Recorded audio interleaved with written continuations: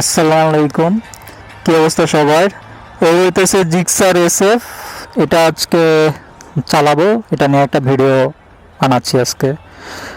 একটা ভিডিও করছিলাম, হ্যাঁ, আমি ভুলবশত ক্যামেরার ইয়াটা চালু করি নাই, আর এটার মিররটা অনেক নিচে।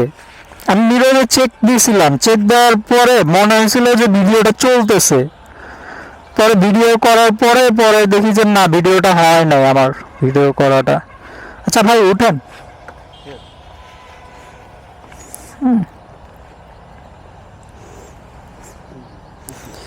তো বাইক নিয়ে অনেক ইনফরমেশন দিয়েছিলাম ভিডিওটার মধ্যে, বলেছিলাম, কিন্তু এই ভিডিওটা ক্যামেরার ইয়াটা চালু করা হয় নাই। এটার কারণে ভুলবশত ভিডিওটা হয় নাই। এটা ভাইয়ের সমস্যাগুলো বললো। এটা সমস্যা হচ্ছে আপনার কি জানো, এটার এই যে শব্দটা হচ্ছে, হ্যাঁ, ইঞ্জিন থেকে কেমন একটা শব্দ হচ্ছে। হ্যাঁ, আমার যেটা চালায় যেটা মনে হইতেছে যে এই শব্দ যেটা হচ্ছে এটা ক্লাচ প্লেটের কারণে হচ্ছে, এটা অন্য কোনো কারণে হচ্ছে না। আর দ্বিতীয়ত হচ্ছে হলো যে এখন মূলত তেলের সমস্যা। তেলের সমস্যা থাকার কারণে আমি ওনাকে ছোট একটা ইয়ে দিলাম যে আপনি এই কাজগুলো করতে পারেন, যেহেতু তেলের সংকট বাংলাদেশে অনেক সংকট। তেলের পাম্পগুলোতে কিছু কিছু পাম্পে তেল পাওয়া যাচ্ছে না, কিছু কিছু পাম্পে 500 টাকা বেশি তেল দিচ্ছে না। যে কিছু কিছু সংকটের কারণে অনেকে এমনের থেকে বাংলাদেশে তো তেলে এমনি ভেজাল মিশা, এটা তো সবাই জানে। এখন এই সংকটের মধ্যে কিন্তু তারা কিন্তু সুযোগ বুঝে আরো বেশি ভেজাল মিশাচ্ছে। হ্যাঁ, এটার কারণে যদি হ্যাঁ তেলের দাম বাড়ে না, কারণ আছে এই পাশ দিয়ে ভাই। হ্যাঁ, তেলের দাম বাড়ে নাই, কারণ আছে। তেলের দামটা সরকারে নির্ধারণ করে দিয়েছে, এটা বাড়ানো যাবে না। বাড়ানো বলে তো এই যে এইসব সিন্ডিকেট যে করছে তেলের দাম বাড়ানোর জন্য, যদি বাড়ায় তাহলে আরেকটা সমস্যা হয়ে যাবে। ইয়ে কি একটা দাম বাড়াইতে পারলে কিন্তু অন্যগুলোতে সমস্যা করবে। যেমন তেলের আজকে তেলের সমস্যা কারণে তেল সিন্ডিকেটের মাধ্যমে তেল দাম বাড়ানোর চেষ্টা করতেছে। এখন পরবর্তীতে দেখা গেলে তেলের জিনিসের দামের বদলে দ্রব্য মূল্য নিয়ে বা কোনো কিছু নিয়ে সিন্ডিকেটের মাধ্যমে দামটা বাড়ানোর জন্য চেষ্টা করতেছে। এই দাম বাড়ানো মানে এগুলো হইতেছে তাদেরকে সুযোগ দেওয়া। হ্যাঁ, সরকার আবার নতুন এটার জন্য যেটা ফিক্স করা ওটাই ফিক্স দামটাই টাকা উচিত। এখন না বাড়ানোটাই ভালো। আরেকটা যে ইয়া হচ্ছে, আরেকটা ইয়ে দিলাম যে ভাইয়ের মাইলেজ কেমন পান আপনার বাইক থেকে ভাই?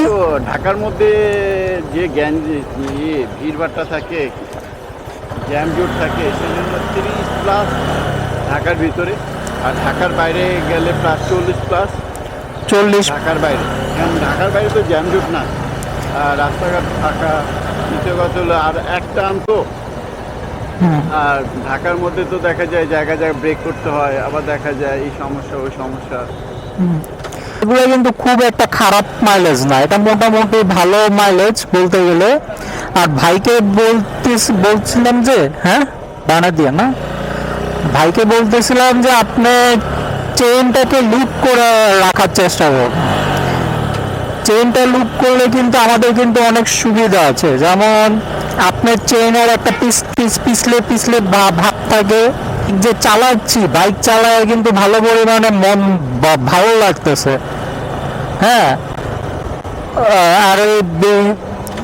আর ভাইয়ে বলতেছিল যে চেইন কি মুভিল দিয়ে কি ইয়ে করা যাবে নাকি, লুপ করা যাবে নাকি? হ্যাঁ অবশ্যই, মুভিল দিয়ে চেইন লুপ করা যায়। আর চেইন লুপ করার নিয়মটা হচ্ছে হলো চেইনটা আগে চেইনটার ময়লাটুকু, যে চেইনের যে ময়লাটা আছে ওগুলো পরিষ্কার করে নিতে হবে। ওটার জন্য বিভিন্ন ধরনের এখন অনেকে দাঁত ব্রাশ দিয়েও করে চেইন পরিষ্কার, ঘষা মাজা করে পরিষ্কার করে আনে। অনেকে চেইনের ব্রাশ দিয়েও করে, তাও চেইন সুন্দরভাবে পরিষ্কার করে নেওয়া যায়। আর চেইন পরিষ্কার করে চেইন যখন বাইকটা ওয়াশ করবেন না ভাই, তখন তাদেরকে বলবেন যে ব্রাশ দিয়ে ঘষে মেজে চেইনটা যাতে ভালো করে পরিষ্কার করে দেয়। হ্যাঁ, তারপরে দিয়ে গিয়ে আপনি চেইন লুকটা যেটা আছে ওই লুকটা ব্যবহার করবেন, বা ওই যে মোবিলটা, তেলের যে পটগুলো আছে না, আমরা যে তেল যে ব্যবহার করি ওই পটগুলোতে কিছুটা মোবিল নিয়ে ওইটাতে চেইনের মধ্যে অল্প অল্প করে দিয়ে এক গিয়ারে রাখবেন, এক গিয়ারে দিয়ে বাইকটা স্টার্ট দিয়ে রাখবেন, বাইকের চাকাটা ঘুরতে থাকবে। তখন আপনি অয়েল পট থেকে আপনি অল্প অল্প করে চেইনের মধ্যে দিবেন। হ্যাঁ, একটু মানে অন্য লুকটা করার পরে আপনার ওই যে মাইলেজটা একটু ভালো পাইতেছেন, বাড়তেছে। আসলে কি বাইকটা না একটু মাস্টার সার্ভিসিং করতে হবে, যাতে বাইকটা নেওয়ার পর তো ভালোভাবে করা হয়নি, করছি কিন্তু যেভাবে করা উচিত সেভাবে করিনি। মাস্টার সার্ভিসিং, তারপর ইঞ্জিন প্রায় 22,000 কিলোমিটার মোটামুটি হয়ে গেছে। বাইক কেনার পর থেকে একটা বারও ইঞ্জিন পরিষ্কার করা হয়। আর আমাদের একটা জিনিস কি, আমরা বাইক কেনার পরে, হ্যাঁ ভিতরে যাবা চলো, আচ্ছা চলো, আমরা বাইক কেনার পরে আমরা বাইক কেনার পরে আমরা কি একটা কাজ করি কি, আমরা ছোট ছোট খরচগুলা করতে চাই না।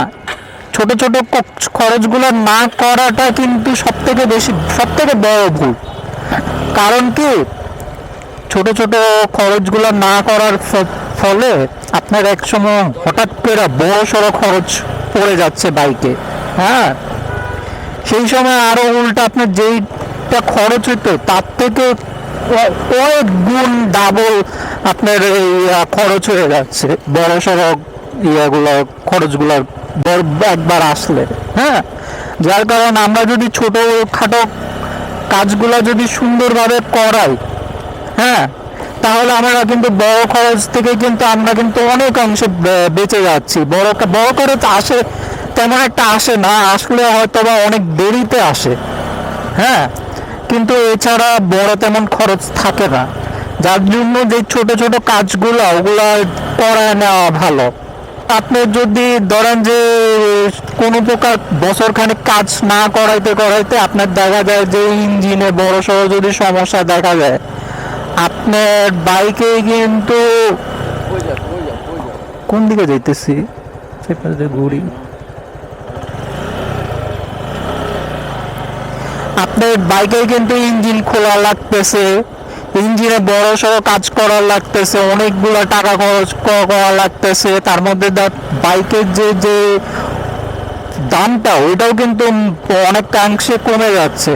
কারণ মানুষে কিন্তু বাইক কেনার সময় কিন্তু দেখে যে ইঞ্জিন খোলা হয়েছে নাকি, ভালোভাবে চালায়া দেখে, মানে অনেক ইঞ্জিন পারফরমেন্স কিরকম পাচ্ছে বাইকের, এগুলো কিন্তু অনেক কিছুই কিন্তু চালায়া কিন্তু তারা কিন্তু বোঝার চেষ্টা করে। আর এটা কিন্তু চালাইলে কিন্তু অনেক অংশে মানে ভালোভাবে বোঝা যাচ্ছে।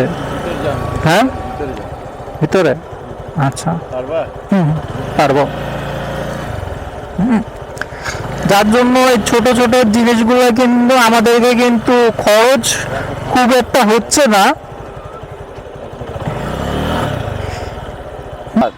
বাইক তুমি চালাইতেছো, এটাকে মামলা দিব?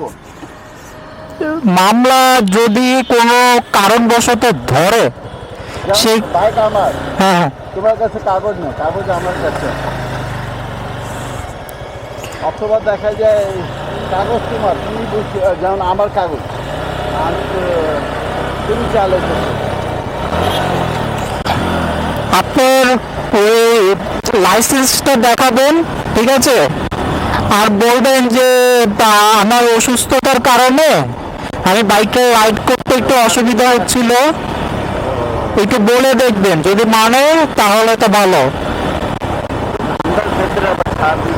হ্যাঁ, ওরা একটু ধান্দাবাজি থাকে যে টাকা কিভাবে ইয়া করা যায়। এটা কিন্তু সত্য যে ট্রাফিক পুলিশরা একটু ধান্দাবাজি থাকে। এমনি মামলা দিল যে ধান্দার, আর এমনি ছাড়লো যে হ্যাঁ, এটা ঠিক কথা বলছেন ভাই, এটা আমিও মানি যে ট্রাফিক পুলিশরা একটু অনেক জায়গায় ট্রাফিক পুলিশই একটু ধান্দাবাজ টাইপের থাকে। তারা টাকা খাওয়ার ধান্দা নিয়েই মানে ওইভাবেই মানে ইয়া করে। বান্ধব দিয়ে দেয় না।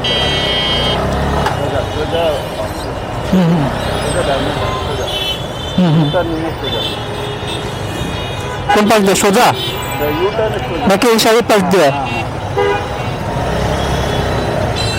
তাহলে দাঁড়ান।